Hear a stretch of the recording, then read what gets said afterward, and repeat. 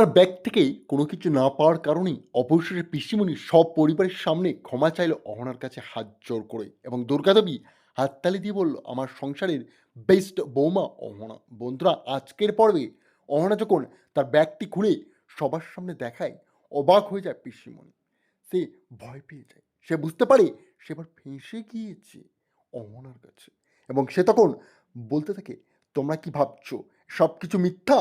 অহনা চুরি করে, তাই জন্য আমি ওকে ওই সব কিছু বলেছি। অহনা মেয়েটি একদমই সুবিধার নয়। তখনই অহনা বলে, আমি কেন চুরি করতে যাব? আমার কি অভাব আছে নাকি? আমি ভালো আছি এবং আমি আমার পড়াশোনার জন্য আমি বাপের বাড়ি যাচ্ছি।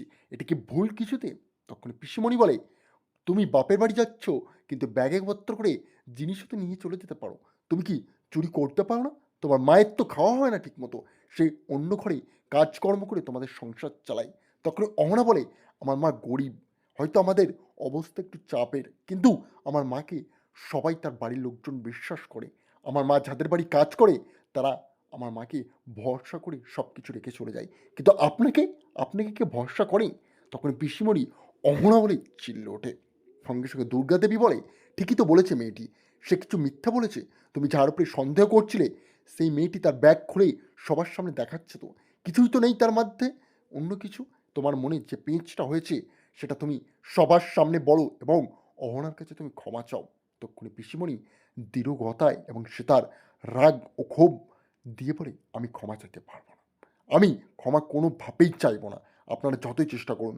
তখনই অহনা বলে, আমি আপনার ক্ষমা নেবও না, কারণ আপনি ক্ষমা চেয়ে আবার এই সেম ভুল অন্যবারেও তো করতে পারেন। আপনি নিজেকে বদলান, এটাই আমি চাই। তারপরে অহনা তার লাগেজপত্র গুছিয়ে নিয়ে তার শাশুড়ি মা দুর্গাদেবীকে নমস্কার করে ও বলে, মা আমি আসছি, এবং সে তাকে প্রণাম জানিয়ে বিদায় নেই সবার সামনে দাঁড়িয়ে। আর বলে, পিসিমণি আপনি ক্ষমাটা কিন্তু চাইলেন না আমার কাছে, এটা মনে থাকবে। এবং সবাই বাড়ির লোকজনকে বিদায় বলে অবশেষে অহনা যখন বার হতে যাবে, তক্ষুনি চলে যায় পিসিমণি অর্জুনের কাছে এবং বলে, অর্জুন তুই দেখলি তোর বউয়ের ব্যবহার, সে কিন্তু তোর হাত থেকে বেরিয়ে যাচ্ছে। তারপরে বলে, আপনি ক্ষমা চান, সব ঠিক হয়ে যাবে। পিসিমণি সবার সামনে দাঁড়িয়ে ক্ষমা চায় অবশেষে অহনার কাছে। তারপরে আমরা দেখব অহনা চলে যায় তার বাপের বাড়িতে।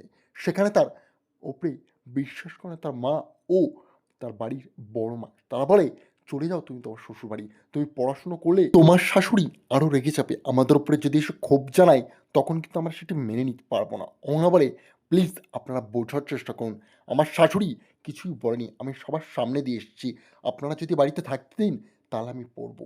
তখনই তার বড় মা বলে, থাকতে তো দিতে পারি, কিন্তু কোনো দোষ আমরা ঘাড়ে নেব না।